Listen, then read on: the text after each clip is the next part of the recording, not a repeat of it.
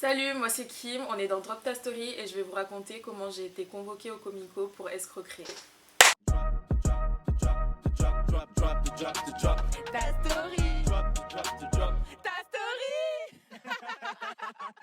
Alors en fait c'était un mercredi, c'était un matin, je sortais de la salle de sport et j'étais super fière de moi parce que je me suis dit que c'est bon, ça allait être une bonne journée. Et ce que je fais tous les matins quand je sors de la salle de sport, c'est que je vais voir ma boîte aux lettres. Et là il y avait juste une enveloppe, c'était pas une enveloppe, les enveloppes basiques, c'était juste un papier replié sur lui-même. Donc ça m'a perturbée, j'ai voulu ouvrir direct.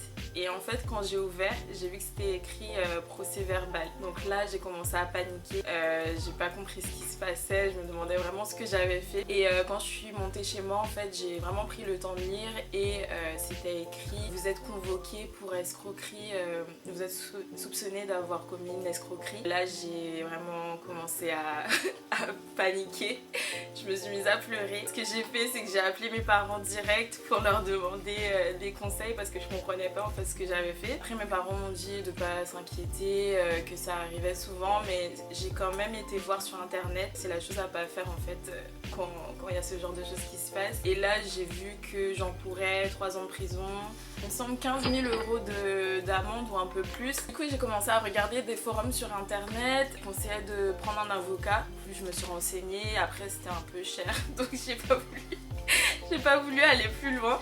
Après je me suis quand même demandé ce que j'avais fait, j'ai essayé d'appeler le commissariat, ils m'ont pas donné une réponse. En fait quand il y a ce genre de choses qui se passent, ils n'ont pas le droit de donner des indications sur l'affaire ou autre. Pendant une semaine j'ai stressé, je m'imaginais aller en prison et tout, j'avais trop peur. Et le truc c'est que quand on arrive là-bas, ce qui peut se passer c'est que normalement on peut partir quand on veut pendant l'audition, mais si tu dis un truc qui peut t'incriminer, ils peuvent décider de te mettre en garde à vue direct. Donc je me suis préparée psychologiquement jusqu'au jour J, donc il y avait une semaine entre la date où j'ai reçu le courrier et le jour de la convocation. Et quand je suis arrivée, franchement je crois que j'étais hors de mon corps, genre tellement j'étais en panique, je me sentais plus en fait. Et du coup j'ai commencé à essayer de faire des exercices de méditation pour me calmer. Mais j'arrivais plus à respirer, genre j'avais des palpitations et tout. Et j'étais entourée plein de mecs de cité, en fait moi je suis à Bobigny, donc il y avait plein de mecs de cité. Je me suis dit mais c'est pas possible que moi j'aille en prison. Ça a duré super longtemps, j'ai attendu très longtemps dans la salle d'attente. Et au final quand ils m'ont appelée, je sais pas, d'un coup je me suis sentie apaisée et je me suis dit en fait j'aurais rien à me reprocher en vrai.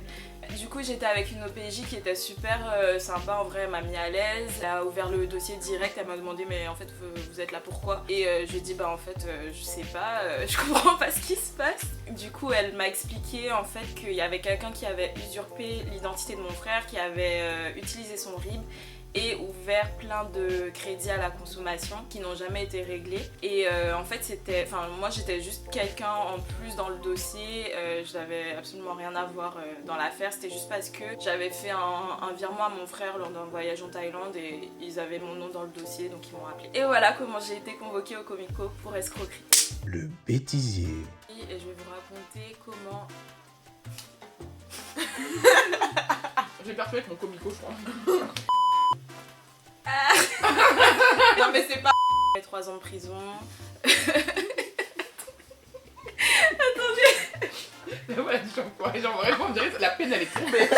Sur internet pour trouver des avocats. Mais vous me perturbez.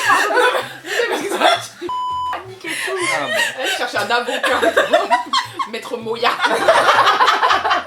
Incriminés, ils peuvent décider de te mettre en garde à vue direct. Elle a sorti le cliché. C'est quoi le truc? Du coup, salut les watchers. On espère que ça vous a plu. N'hésitez pas à nous donner vos avis en commentaire, dropper les likes et les partages. Pour être informé des prochaines stories, abonnez-vous et activez la cloche. Vous aussi, vous voulez faire partie de l'aventure et nous partager vos stories? Vous trouverez toutes les infos en story à la une sur Instagram. On vous attend nombreux. Allez, à la prochaine.